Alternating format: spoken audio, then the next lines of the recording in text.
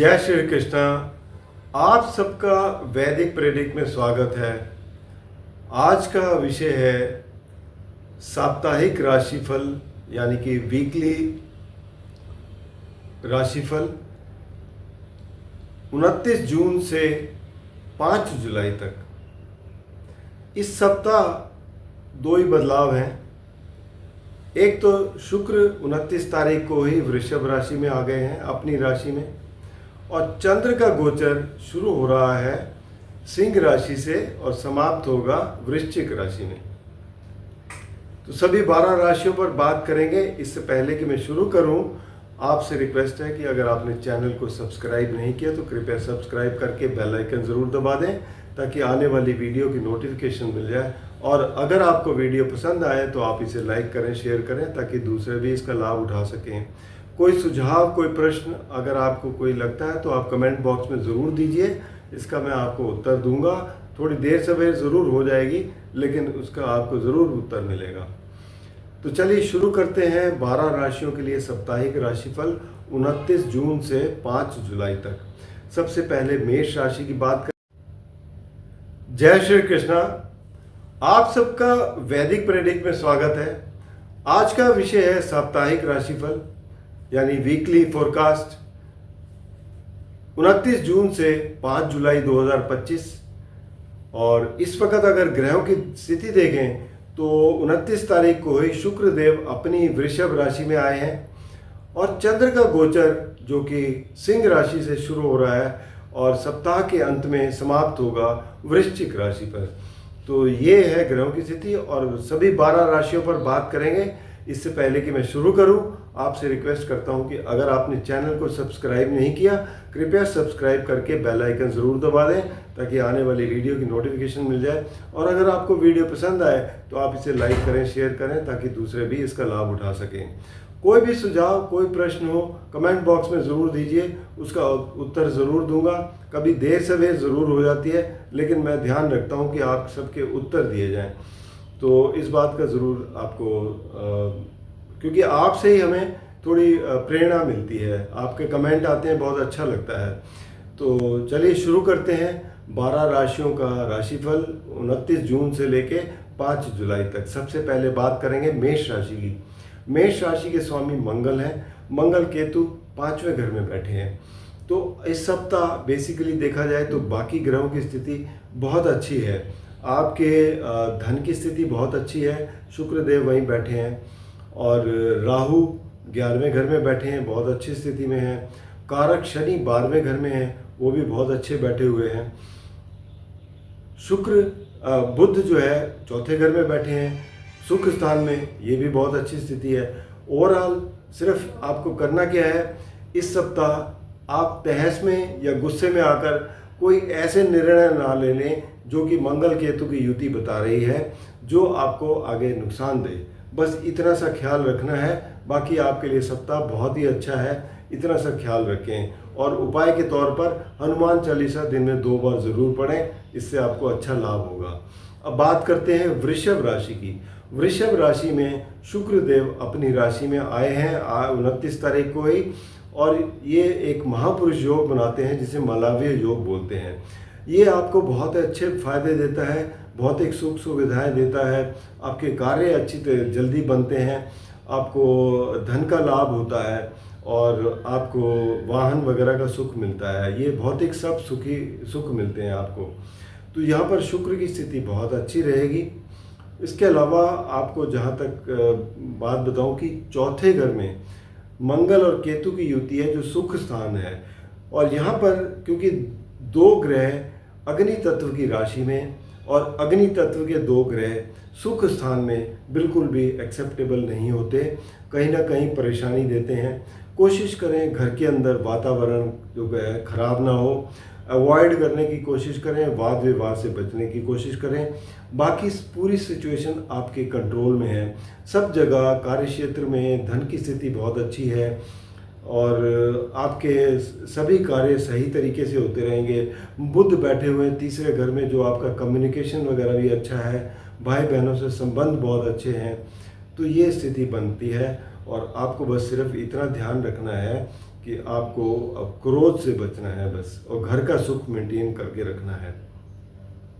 उपाय के तौर पर आप जो है हनुमान चालीसा दिन में 2 बार ज़रूर पढ़ें, सुबह और शाम, तो ये आपके लिए बहुत ही अच्छा रहेगा। अब बात करेंगे मिथुन राशि की। मिथुन राशि के स्वामी बुध हैं। बुध जो है वो कर्क राशि में दूसरे घर में बैठे हैं, कारक ग्रह भी हैं, और आपकी राशि पर बैठे हुए हैं सूर्य और गुरु। गुरु तो अस्त हैं, इस वजह से उनके परिणाम थोड़ा सा कम ही मिलेंगे। सूर्य बैठे हुए हैं जो आपका मान प्रतिष्ठा बढ़ाते हैं, ये बहुत अच्छी स्थिति में हैं। इसके अलावा द्वादश भाव में शुक्र बैठे हुए हैं। शुक्र आपसे लग्जरी चीज़ों पर खर्चा करवाएंगे और आप सुख सुविधाएं ढूंढेंगे, इससे आप प्रतीत होता है। और शनि देव जो कि आपके बैठे हुए हैं दशम भाव में, ये आपके कार्य क्षेत्र को अच्छी तरीके से संभाले हुए हैं, तो ओवरऑल स्थिति बहुत अच्छी है। मंगल और केतु तीसरे घर में बैठे हैं जो आपका पराक्रम भी बढ़ाते हैं, आपको धन भी देते हैं, लेकिन ख्याल कहाँ रखना है आपको, अपने भाई बहनों के साथ संबंध में ख्याल रखना है। अपने साथ जो लोग काम करते हैं उनके साथ व्यवहार ठीक करना है। और अगर कोई शॉर्ट जर्नी आए, अगर हो सके तो अवॉइड करें, अदरवाइज ज़रूरी है तो कोई बात नहीं, आप हनुमान चालीसा पढ़ के जाएं और अपने कार्य करें, तो आपके लिए और कोई परेशानी नहीं है। अब बात करेंगे कर्क राशि की।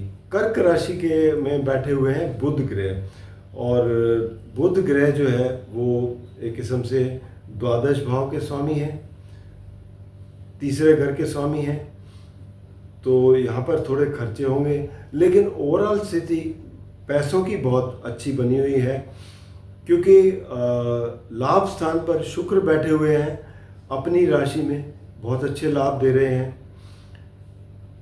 12वें घर में गुरु और सूर्य बैठे हुए हैं। गुरु तो अस्त हैं, तो इस वजह से आपको जो, क्योंकि नवम भाव के स्वामी हैं, भाग्य में थोड़ी सी कमी दिखाई देगी। बाकी सूर्य जो है वो आपके 12वें घर में बैठे हैं, थोड़ा यहाँ पर ईगो को कंट्रोल करने की कोशिश करें। दूसरे घर में मंगल और केतु बैठे हुए हैं, वाणी पर भी आपको थोड़ा सा नियंत्रण करना होगा। वाणी आपके अपना कंट्रोल कर लेंगे तो और कोई भी परेशानी नहीं है, आपके लिए बहुत अच्छी स्थिति रहेगी। राहु बैठे हुए हैं 8वें घर में, जो आपको अचानक से धन लाभ दे सकते हैं, तो ये स्थिति आपके लिए बनी हुई है। आपके लिए उपाय सबसे अच्छा यही है कि आप एक तो 2 बार हनुमान चालीसा ज़रूर पढ़ें, और साथ ही में सोमवार को शिव मंदिर जाएं और वहां जल चढ़ाकर नमः शिवाय का जाप करें 108 बार, ये आपके लिए फ़ायदेमंद रहेगा। अब बात करेंगे सिंह राशि की। सिंह राशि के स्वामी जो है वो सूर्य हैं। सूर्य और गुरु एकादश भाव में बैठे हैं। एकादश भाव में सूर्य की स्थिति बहुत अच्छी रहती है, जो आप अपने फ्रेंड सर्कल से मिलते हैं, नेटवर्क बहुत अच्छा होता है, आप की ख्याति बढ़ती है और धन लाभ तो मिलता ही है। लेकिन आपकी राशि के ऊपर मंगल और केतु बैठे हुए हैं, और अग्नि तत्व की राशि है, अग्नि तत्व के दोनों ग्रह हैं। आपके सिर में दर्द हो सकता है, माइग्रेन है तो उसकी परेशानी बढ़ सकती है। इन सब चीज़ों का आपको ध्यान रखना है। क्रोध पर काबू करना है। अगर आपको बीपी की परेशानी है उस पर आपको बिल्कुल नियंत्रण करना है। इन सब चीज़ों का ध्यान रखेंगे तो कोई परेशानी नहीं है। और इन सब चीज़ों को अवॉइड करने के लिए आप मेडिटेशन कर सकते हैं ओम का उच्चारण करके, उससे आपको काफ़ी अच्छा लाभ होगा। बाकी देखा जाए तो स्थिति आपके नियंत्रण में है और कोई परेशानी नहीं है। हाँ, इतना ज़रूर कह सकता हूँ कि फ़ायदा ज़रूर मिलता है, क्योंकि आपके स्थिति कार्यक्षेत्र में भी बहुत अच्छी है। शुक्रदेव बैठे हुए हैं, वो भी एक महापुरुष योग बनाए हुए हैं, तो आप कार्य क्षेत्र में भी आपकी ख्याति बढ़ेगी, इंसेंटिव या प्रमोशन वो सब हो सकता है। तो ओवरऑल स्थिति बहुत अच्छी है, बस यहाँ पे थोड़ा सा ख्याल रखें। अब बात करेंगे कन्या राशि की। कन्या राशि के लिए देखा जाए तो बुध ग्रह जो हैं एकादश भाव में बैठे हैं। एकादश भाव में जो भी ग्रह बैठे होते हैं वो एक तो स्वास्थ्य अच्छा रखते हैं, आपको धन लाभ देते हैं, तो ओवरऑल स्थिति बहुत अच्छी है। और राहु छठे घर में बैठे हैं, शत्रु हंता है, शत्रु पर आप विजय पाएंगे। सप्तम भाव में शनि देव बैठे हैं जो आपको सहजता से आगे बढ़ते हुए दिखाई देते हैं। और दसम भाव में सूर्य बैठे हैं जो आपको कार्य क्षेत्र में आपका नाम ख्याति बढ़ाते हैं। ओवरऑल स्थिति आपके लिए भी बहुत अच्छी है, लेकिन आपको ध्यान कहाँ रखना है, मंगल और केतु की युति 12वें घर में है। 12वें घर बेसिकली सबकॉन्शियस माइंड है, यहाँ पर आपका बेडरूम है। आपको नींद में खलल हो सकती है, दिमाग में परेशानी हो सकती है, और इन सब चीज़ों से आपको निपटने के लिए मेडिटेशन ज़रूर करना चाहिए। ओम का उच्चारण करके इससे आपको काफ़ी अच्छा लाभ मिलेगा। और साथ ही में हनुमान चालीसा दिन में 2 बार ज़रूर पढ़ें, इससे भी। अब बात करते हैं तुला राशि की। तुला राशि के स्वामी शुक्र हैं। शुक्र देव अष्टम भाव में अपनी राशि में बैठे हैं, और जो अपनी राशि में बैठे होते हैं बहुत अच्छे फायदे देते हैं और आपको फ़ायदा देते हैं। 8वें घर के स्वामी भी अगर अपने घर में हो तो आपको अचानक से अच्छे धन लाभ देते हैं। तो ये स्थिति आपके लिए बनी हुई है। और वैसे भी ओवरऑल ग्रहों की स्थिति बहुत अच्छी है, क्योंकि छठे घर में शनि देव बैठे हैं, 5वें घर में राहु बैठे हुए हैं जो आपको बहुत ही एक किस्म से अचानक धन लाभ देते हैं। एकादश भाव में मंगल और केतु की युति है, चंद्र भी साथ में 2 दिन के लिए हैं। तो ओवरऑल आपके लिए बहुत अच्छी स्थिति है। बस आप आगे बढ़ते रहें और अपने लाभ उठाते रहें। उपाय के तौर पर आप माँ लक्ष्मी की आराधना करें और गाय की सेवा करें, ये आपके लिए बहुत अच्छा रहेगा। अब बात करेंगे वृश्चिक राशि की। वृश्चिक राशि के स्वामी मंगल हैं। मंगल और केतु दशम भाव में बैठे हैं। यहाँ पर आपके दशम भाव जो है आपके कार्य क्षेत्र है। एनर्जी काफ़ी है काम करने की आपकी। अग्नि, क्योंकि अग्नि तत्व है, अग्नि तत्व के ग्रह हैं, और काम में आप बिना थके, बिना कुछ लिए आप लगातार कई घंटे काम कर सकते हैं, इसमें कोई दो राय नहीं है, जिससे आपकी प्रशंसा बढ़ेगी और आपका जो है सम्मान बढ़ेगा। ये एक अच्छी स्थिति कही जाएगी। और बाकी ग्रहों की स्थिति अगर देखें तो गुरु जो है वो बैठे हुए हैं 8वें घर में, और लेकिन अस्त हैं। तो यहाँ पर क्योंकि गुरु आपके लिए दूसरे और पंचम भाव के स्वामी हैं और 8वें घर में होके अस्त हैं, तो ये थोड़ा सा नेगेटिविटी हो जाती है। और सूर्य 8वें घर में, ये भी बेसिकली अगर देखा जाए तो आपके दशम भाव के स्वामी हैं। तो यहाँ कुछ कार्यक्षेत्र में बदलाव भी हो सकते हैं, लेकिन बदलाव करने के लिए आपके अंदर खूब ताकत है, बहुत एनर्जी है, कर सकते हैं। तो कोई भी बदलाव आता है तो उसे बड़े ध्यानपूर्वक देखें और उसमें करें, बदलाव आपके लिए फ़ायदा ही होगा। और शुक्र सप्तम भाव में बैठे हैं। यहाँ रिलेशनशिप आपके काफ़ी अच्छे होंगे, लेकिन लाइन का ज़रूर ध्यान रखिए कि रिलेशनशिप में एक जैसे लाइन होती है उसका ज़रूर ध्यान रखें। मेरा बात से मतलब समझ गए होंगे।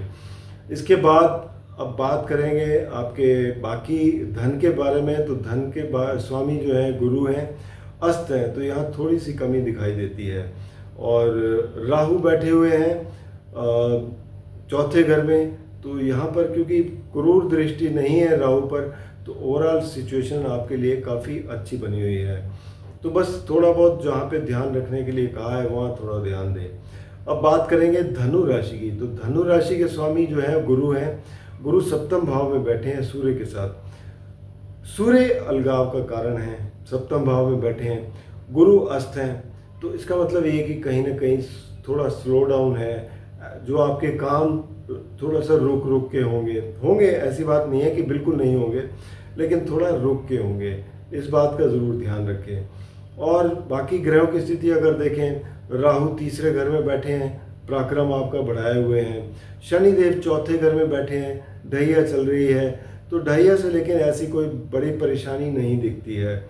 तो ओवरऑल सिचुएशन आपके लिए काफ़ी अच्छी है। मंगल और केतु 9वें भाव में बैठे हैं, जो कि धर्म का स्थान है, पिता का स्थान है। पिता की सेहत का ध्यान रखें, बाकी और कोई दिक्कत नहीं है। कोई लंबी यात्रा आती है तो हो सकता है अवॉइड करने की कोशिश करें फिलहाल। तो ओवरऑल ये सिचुएशन है। और उपाय के तौर पर आप अगर विष्णु सहस्त्र नाम का जाप करें, ये आपके लिए बहुत ही अच्छा रहेगा। इसके बाद बात करेंगे मकर राशि की। मकर राशि के स्वामी शनि देव हैं। शनि देव 3रे घर में बैठे हैं, पराक्रम स्थान में। शनिदेव की स्थिति तीसरे घर में बहुत अच्छी रहती है। आपका पराक्रम अच्छा रहेगा, उससे आपको लाभ मिलता हुआ दिखाई देगा, धन में वृद्धि होगी। दूसरे घर के भी क्योंकि स्वामी हैं, जब पराक्रम करेंगे तो धन भी आएगा ही। इसके अलावा अगर आप देखें तो 8वें घर में मंगल और केतु की युति है। अब 8वां घर वैसे देखा जाए तो अच्छा घर तो नहीं कहा जाता। सिंह राशि है अग्नि तत्व की, और अग्नि तत्व के 2 ग्रह वहाँ बैठे हुए हैं। यहाँ पर दुर्घटना का योग बनता है, तो उससे कोशिश करें, ड्राइव करते हैं तो बड़े ध्यानपूर्वक चलें। और इसलिए बोला था कि यात्राएं अवॉइड करने की कोशिश करें। और साथ ही में कोई कोर्ट कचहरी का केस है तो उसको बड़े ध्यानपूर्वक लें। लड़ाई झगड़ा वगैरह से बचने की कोशिश करें, वाद विवाद वगैरह से बचने की कोशिश करें। तो ये आपके लिए सलाह है इस हफ्ते की। अगर ये आप कंट्रोल कर लेते हैं और कोई दिक्कत नहीं है आपके लिए। ओवरऑल आपके लिए सिचुएशन बहुत अच्छी है। राहु भी ठीक ठाक बैठे हुए हैं दूसरे घर में, तो धन का भी लाभ हो ही रहा है, कोई दिक्कत नहीं है। अब बात करेंगे आपके कुंभ राशि की। तो कुंभ राशि के स्वामी शनिदेव हैं। शनिदेव दूसरे घर में बैठे हैं। तीसरे घर में राहु है, पराक्रम बढ़ाए हुए हैं, ये भी बहुत अच्छा है। सप्तम भाव में मंगल और केतु की युति आ गई। सप्तम भाव में चंद्र के साथ हैं, लेकिन चंद्र तो 2 दिन बाद यहाँ से चले जाएंगे। लेकिन पार्टनरशिप के घर में मंगल और केतु, ये आपके लिए थोड़ा सा चिंताजनक है। जो पार्टनरशिप में प्रॉब्लम आ सकती है, चाहे पति पत्नी का रिश्ता हो, बिजनेस पार्टनरशिप हो, तो और नई पार्टनरशिप बिल्कुल भी अवॉइड करें। इस वक्त बिल्कुल भी ठीक नहीं रहेगा, तो इन चीज़ों का ध्यान रखना है। बाकी आपके लिए कोई दिक्कत नहीं है। गुरु और सूर्य नवम भाव में बैठे हैं। हालांकि गुरु अस्त हैं, लेकिन सूर्य नवम भाव में काफ़ी अच्छे हैं। दशम भाव में बुध बैठे हुए हैं कार्यक्षेत्र में। बुध जो है वो बैठे हैं छठे घर में। तो यहाँ पर स्थिति बुध की ओवरऑल ठीक है, क्योंकि बुध का स्वाभाविक भाव है छठा। तो ये स्थिति है आपके लिए। बस पार्टनरशिप का ध्यान रखना है आपको। मीन राशि की बात करें अंत में, तो मीन राशि के स्वामी गुरु हैं। गुरु बैठे हुए हैं चौथे घर में सूर्य के साथ, अस्त हैं। तो अस्त की स्थिति में आपको क्या करना है कि यहाँ पर जब तक अस्त से नहीं निकलते तब तक आपके काम थोड़े से स्लो डाउन होंगे। बाकी बहुत ज़्यादा चिंता करने की ज़रूरत नहीं है, परेशानियाँ कोई बहुत ज़्यादा नहीं होंगी। और आपकी राशि पर बैठे हुए हैं शनिदेव। तो शनिदेव की बेसिकली वो चल रही है 7.5 भी आपके ऊपर चल रही है। तो यहाँ पर आपको स्लो डाउन तो लगेगा, थोड़ी सी चीज़ें स्लो ज़रूर लगेंगी, लेकिन ओवरऑल सिचुएशन ख़राब नहीं है। और देखा जाए तो छठे घर में मंगल और केतु की युति है। मंगल और केतु की युति छठे घर में काफ़ी अच्छी है, जो आपको शत्रुओं पर विजय दिलाती है। आपको बाकी चीज़ों में काफ़ी फ़ायदे देती है। लेकिन अगर आपका स्वास्थ्य में कोई दिक्कत है, ब्लड से रिलेटेड कोई प्रॉब्लम है, या कोई ऐसा सर्जरी वगैरह होनी है, तो उस चीज़ का ज़रूर ध्यान रखें। पंचम भाव में बुध बैठे हुए हैं। बुध जो है आपके लिए पंचम भाव में, क्योंकि शिक्षा के कारक हैं, बच्चों के कारक हैं, तो बुध यहाँ पर बहुत ही अच्छे परिणाम देंगे आपको। ओवरऑल स्थिति बुध की भी बहुत अच्छी है। और तो ये मीन राशि के लिए कार्य क्षेत्र की स्थिति अगर देखें तो गुरु स्वामी होते हुए थोड़ा सा यहाँ पर भी स्लो डाउन होगा, क्योंकि अस्त हैं। तो इतना सा ये इन सब चीज़ों का अगर आप ध्यान रखते हैं तो परेशानियाँ कम होंगी। तो ओवरऑल ये था 12 राशियों का राशिफल। व्यक्तिगत रूप में कोई भी समस्या है तो आप नीचे दिए गए नंबर पर संपर्क करें, या व्हाट्सएप पर अपने जो विवरण देकर, इन्हीं नंबरों पर व्हाट्सएप भी है, व्हाट्सएप पर विवरण देकर अपनी कुंडली का विश्लेषण करवा सकते हैं। धन्यवाद।